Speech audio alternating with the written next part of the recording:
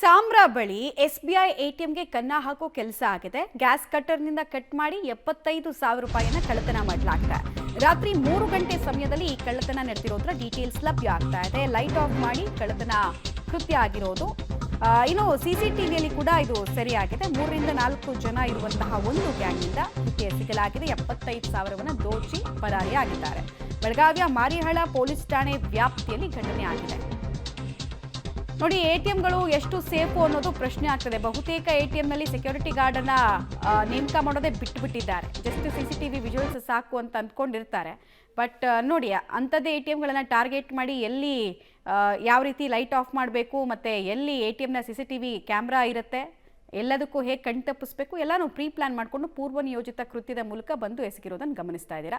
ಮತ್ತು ತಮ್ಮ ಐಡೆಂಟಿಫಿಕೇಶನ್ ಆಗಬಾರ್ದು, ಗುರುತು ಸಿಗಬಾರ್ದು ಅಂತ ಹೇಳಿ ಅಡಿಯಿಂದ ಮುಡಿ ತನಕ ಕೂಡ ಬೆಡ್ಶೀಟ್ ಹೊತ್ಕೊಂಡೇ ಕಾರಿಂದ ಆಚೆ ಬರುವಂತಹ ಗ್ಯಾಂಗ್ನಿಂದ ಆಗಿರುವಂತಹ ಕೃತ್ಯ ಇದು.